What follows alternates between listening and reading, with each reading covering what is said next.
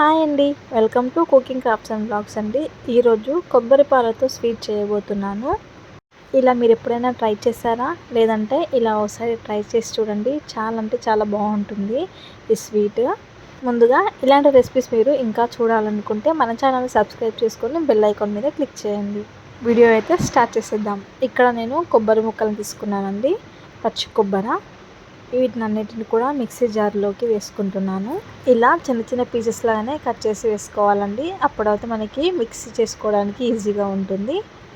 ఇప్పుడు కొద్దిగా water add చేసుకొని గ్రైండ్ చేసుకోవాలి. ఈ విధంగా ఇలా గ్రైండ్ అయిన తర్వాత ఒక గిన్నెను తీసుకోవాలి. స్ట్రైనర్ తీసేసుకొని ఇలా వేసుకొని పాలంతా దీంట్లో నుంచి సపరేట్ చేసుకోవాలి. ఇలా ప్రెస్ చేస్తే పాలు అనేటివి మనకి కింద గిన్నెలోకి వచ్చేస్తాయండి. చూసారా, ఈ విధంగా పాలు అనేటివి మనకి సపరేట్ అవుతాయి. ఇలా చేసిన తర్వాత ఈ పాలను పక్కకు పెట్టేసుకొని మరొకసారి కొబ్బరిని కూడా మిక్సీ జార్లో వేసుకొని మరొకసారి వాటర్ వేసుకొని గ్రైండ్ చేసుకోవాలండి. ఇప్పుడు మరి అలాగే ఇలా వడగట్టేసుకోవాలండి. చాలా ఈజీ అండి. చాలా అంటే చాలా బాగుంటుంది టేస్ట్ కూడా. తప్పకుండా ఒకసారి ట్రై చేయండి.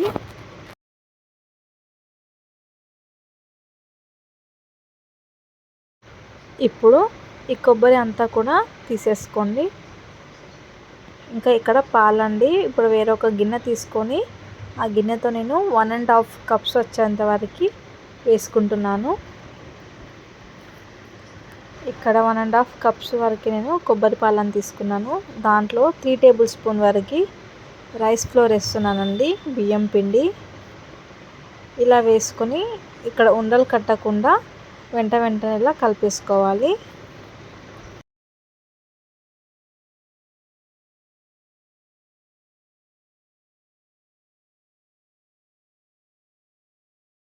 చూసారు కదా, ఈ విధంగా ఉంటే సరిపోతుందండి. ఇంకా ఇప్పుడు ఒక ప్యాన్ పెట్టుకొని దాంట్లో 1 కప్ వరకు నేను బెల్లం తీసుకున్నానండి. ఏదైతే కప్పుతో నేను పాలను కొలుచుకున్నానో అదే కప్పుతో 1 కప్ వరకు బెల్లం తీసుకున్నానండి. ఈ బెల్లం అంతా కూడా కరగనివ్వండి. దీంట్లో వాటర్ అయితే అస్సలు యాడ్ చేయకూడదండి. ఇలా నార్మల్గా అదే కరిగిపోతుంది.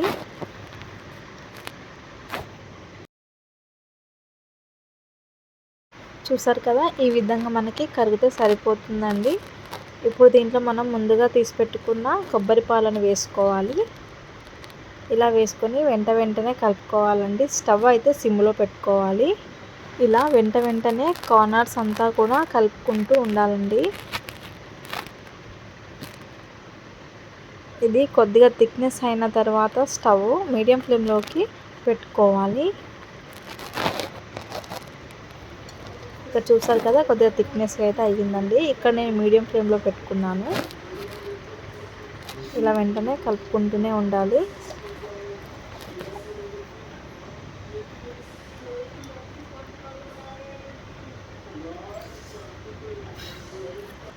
ఇప్పుడు హై ఫ్లేమ్లో పెట్టుకోవాలండి. ఇక్కడ ఇది అంతా కూడా దగ్గరగా అవుతుందండి మనకి. ఇంకా చూసారు కదా, నెయ్యి అనేది అస్సలు యూస్ చేయని అవసరం లేదండి. ఇక్కడ ఇదంతా కూడా ప్యాన్ నుంచి మనకి సపరేట్ అవుతుందండి.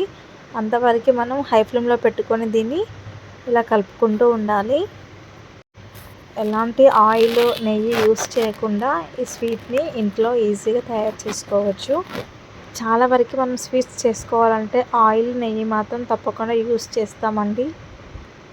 ఇక్కడ ఈ స్వీట్కి ఎలాంటి ఆయిల్ కూడా యూస్ చేయాల్సిన అవసరం లేదు. ఇక్కడ నేను 1 స్పూన్ వరకు ఇలాచీ పౌడర్ వేసుకున్నానండి. ఇప్పుడు ఇదంతా మరొకసారి కలుపుకోవాలి. ఇది మనకి ఇంకా దగ్గరగా అయ్యేంత వరకు ఉంచుకోవాలి.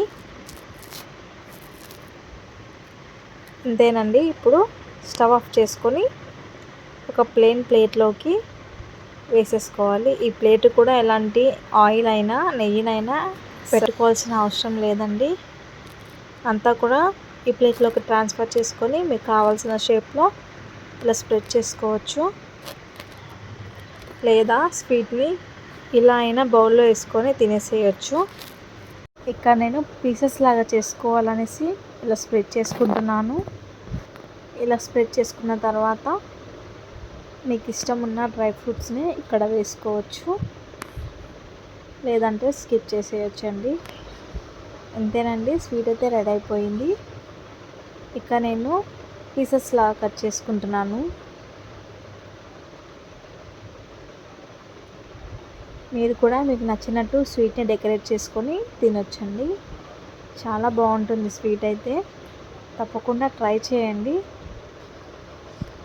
మీకు ఈ రెసిపీ నచ్చిందని అనుకుంటున్నానండి. స్వీట్ని తప్పకుండా ట్రై చేయండి. మీకు నచ్చినట్లయితే మన ఛానల్ సబ్స్క్రైబ్ చేసుకోండి.